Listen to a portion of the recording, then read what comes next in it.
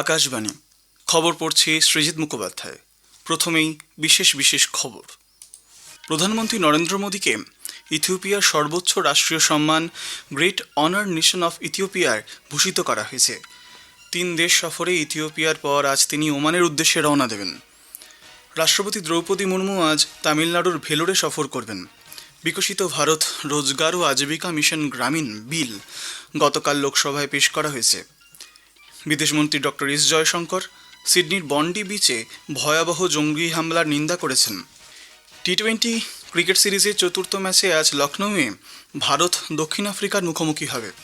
আসছে বিস্তারিত খবরে। ভারত ও ইথিওপিয়ার মধ্যে দ্বিপাক্ষিক সম্পর্কের অগ্রগতির ক্ষেত্রে দূরদর্শিতা ও নেতৃত্বদানের অনন্য ভূমিকাকে স্বীকৃতি দিতে প্রধানমন্ত্রী নরেন্দ্র মোদীকে ইথিওপিয়ার সর্বোচ্চ রাষ্ট্রীয় সম্মান গ্রেট অনার নেশন অফ ইথিওপিয়ায় ভূষিত করেছেন ইথিওপিয়ার প্রধানমন্ত্রী ডক্টর আবি আহমেদ আলী। প্রধানমন্ত্রী এই সম্মান দেশের 140 কোটি জনগণ এবং ভারত ও ইথিওপিয়ার মৈত্রীর প্রতি উৎসর্গ করেছেন। সম্মান প্রদানের জন্য তিনি ইথিওপিয়ার প্রধানমন্ত্রী এবং সেদেশের জনগণের প্রতি আন্তরিক কৃতজ্ঞতা প্রকাশ করেছেন। ভারত ও ইথিওপিয়া তাদের দ্বিপাক্ষিক সম্পর্ককে শক্তিশালী করতে চেয়েছে। উভয় দেশ রাষ্ট্রসংঘের শান্তিরক্ষা কর্মসূচি, শুল্ক সংক্রান্ত বিষয়ে পারস্পরিক প্রশাসনিক সহযোগিতা সহ ইথিওপিয়ার বিদেশ মন্ত্রকে একটি ডেটা সেন্টার স্থাপন নিয়ে 3টি সমঝোতা স্মারকও স্বাক্ষর করেছে। গতকাল সন্ধ্যায় ইথিওপিয়ার রাজধানী আদ্দিস আবাবায় পৌঁছানোর পর প্রধানমন্ত্রী নরেন্দ্র মোদী সেদেশের প্রধানমন্ত্রী ডক্টর আবি আহমেদ আলীর সঙ্গে বৈঠক করেন।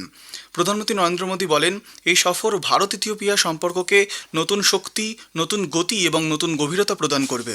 তিনি সন্ত্রাসবাদের বিরুদ্ধে লড়াইয়ে ভারতকে সমর্থনের জন্য ইথিওপিয়ার প্রধানমন্ত্রীকে ধন্যবাদ জানান। তিনি পেহেলগাম সন্ত্রাসবাদী হামলার বিষয়ে সংহতি জানানোর জন্য সেদেশের প্রতি কৃতজ্ঞতা প্রকাশ করেন।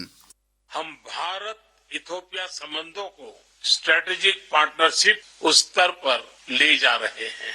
ये कदम हमारे संबंधों को नई ऊर्जा, नई गति और नई गहराई प्रदान करेगा। हमें हमारे सहयोग के प्रमुख आयामों जैसे economy, innovation, technology, defence, health, capacity building और मल्टीलेटरल कोऑपरेशन पर विचार विमर्श करने का मौका मिला। ভারত সহ বিশ্বের বহু দেশ আফ্রিকায় তাদের কৌশলগত বিনিয়োগ আরও বাড়াচ্ছে বলে ইথিওপিয়ার ভারতের রাষ্ট্রদূত অনিল কুমার রায় মন্তব্য করেছেন। আকাশবাণীর সঙ্গে একান্ত সাক্ষাৎকারে তিনি বলেন, ভারত আফ্রিকার দেশগুলির সঙ্গে বিভিন্নভাবে সম্পর্ক মজবুত করে তুলছে।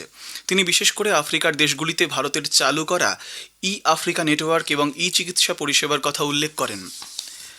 জর্ডান ও ইথিওপিয়া সফর শেষে প্রধানমন্ত্রী নরেন্দ্র মোদী তার 3 দেশ সফরের শেষ পর্যায়ে আজ ওমানে পৌঁছবেন। ওমানের রাষ্ট্রপ্রধান সুলতান হাইথাম বিন তারিকের আমন্ত্রণে প্রধানমন্ত্রী সেদেশে সফর করবেন। তার সঙ্গে একটি উচ্চ পর্যায়ের প্রতিনিধি দল থাকবে। ভারত ওমান কূটনৈতিক সম্পর্কের 70তম বার্ষিকীতে প্রধানমন্ত্রীর এই সফর যথেষ্ট তাৎপর্যপূর্ণ। এই সফরকালে বেশ কয়েকটি চুক্তি স্বাক্ষরিত হওয়ার কথা রয়েছে, যা প্রায় চূড়ান্ত পর্যায়ে রয়েছে। তার 2 দিনের সফরে প্রধানমন্ত্রী ওমানের সুলতানের সঙ্গে পারস্পরিক স্বার্থ সংক্রান্ত আঞ্চলিক ও আন্তর্জাতিক বিষয় নিয়েও মতবিনিময় করবেন। রাষ্ট্রপতি দ্রৌপদী মুর্মু আজ তামিলনাড়ুর ভেলোর সফর করবেন। তিনি শ্রীপুরাম স্বর্ণ মন্দিরে দর্শন ও আরতি করবেন। রাষ্ট্রপতি মন্দির প্রাঙ্গণে একটি ধ্যানমণ্ডপ উদ্বোধন করার পাশাপাশি এটি বৃক্ষরোপণ করবেন। তামিলনাড়ুর রাজ্যপাল আর.এন. রবি এবং কেন্দ্রীয় তথ্য ও সম্প্রচার প্রতিমন্ত্রী ডক্টর এল মুরুগান ভেলোরে রাষ্ট্রপতিকে স্বাগত জানাবেন। শ্রম ও কর্মসংস্থান মন্ত্রী ডক্টর মনসুখ মান্ডভিয়া বলেছেন, দেশে সম্প্রতি কার্যকর হওয়া 4টি নতুন শ্রমকোড শ্রমিক ও কর্মচারীদের জীবনে ইতিবাচক পরিবর্তন আনতে চলেছে। নতুন দিল্লিতে গতকাল শ্রম ও কর্মসংস্থান শীর্ষ সম্মেলন 2025-এ ভাষণ দিতে গিয়ে মান্ডভিয়া পূর্বতন শ্রম আইনকে একপেশে বলে চিহ্নিত করে বলেন, এই আইন কখনোই শ্রমিকদের কল্যাণ সূচিত করেনি। মন্ত্রী বলেন, নতুন শ্রমকোডের আওতায় চুক্তিভিত্তিক কর্মীদের সামাজিক সুরক্ষা নিশ্চিত করতে কর্মচারী ভবিষ্যৎ নিধি তহবিলের আওতায় আনা হয়েছে। মহিলাদের রাতে কাজ করার ক্ষেত্রে সব রকমের সংস্থান এই আইনে রয়েছে। তাদের সমানাধিকার ও সমান আয়ের দিকটিও সুনিশ্চিত করা হয়েছে। লোকসভায় আজ বিকশিত ভারত রোজগার এবং আজীবিকা মিশন গ্রামীণ বিল 2025 পেশ করা হয়েছে। বিলটি 20 বছরের পুরনো মহাত্মা গান্ধী জাতীয় গ্রামীণ কর্মসংস্থান গ্যারেন্টি আইন 2005-কে বদল করবে। কেন্দ্রীয় কৃষিমন্ত্রী শিবরাজ সিং চৌহান বিকশিত ভারত 2047-এর সঙ্গে সামঞ্জস্যপূর্ণ একটি আধুনিক আইনি কাঠামো প্রতিষ্ঠার জন্য বিলটি উত্থাপন করেন। এর মাধ্যমে প্রতি গ্রামীণ পরিবারের 125 দিনের মজুরি সহ কর্মসংস্থান নিশ্চিত করা হবে, যাদের প্রাপ্তবয়স্ক সদস্যরা স্বেচ্ছায় অদক্ষ কায়িক শ্রম দিতে চান। আজকের প্রসঙ্গ অনুষ্ঠানে আজ শুনবেন বিশেষ আলোচনা ভারত রাশিয়া সম্পর্ক। ডক্টর অনিক চ্যাটার্জির সঙ্গে কথা বলেছেন কল্যাণ লাহা। আকাশবাণী সংবাদ প্রযোজিত অনুষ্ঠানটি আজ রাত 9:30 গীতাঞ্জলি ও ডিটিএইচ বাংলায় শোনা যাবে। দ্বিতীয় তথা শেষ পর্ব শুনবেন আগামীকাল রাত 8টায়। খবর শুনছেন আকাশবাণী থেকে। আমাদের সংবাদ শোনা যাবে ইউটিউব চ্যানেল আকাশবাণী সংবাদ বাংলা, ফেসবুক, ইনস্টাগ্রাম আকাশবাণী সংবাদ কলকাতা এবং এক্স হ্যান্ডেল এআইআর নিউজ কলকাতাতে। বিদেশমন্ত্রী ডক্টর এস জয়শঙ্কর গতকাল জেরুজালেমে ইসরায়েলের বিদেশমন্ত্রী জিডিওন সারের সঙ্গে সাক্ষাৎ করেন। সিডনির বন্ডি বিচে হানুক্কা উৎসবের সময় ভয়াবহ জঙ্গি হামলার প্রাণহানির ঘটনার উভয়ই গভীর শোক প্রকাশের পাশাপাশি সন্ত্রাসবাদের অভিন্ন চ্যালেঞ্জ মোকাবিলায় দুদেশের দৃঢ় সংকল্পের কথা পুনর্ব্যক্ত করেন। I convey our very, very sincere, deep condolences at the loss of life due to the terror attack at the Hanukkah celebrations in Bondi Beach. India and Israel have a policy of zero tolerance towards terrorism. We appreciate your consistent support to our fight against terrorism in all its forms and manifestations.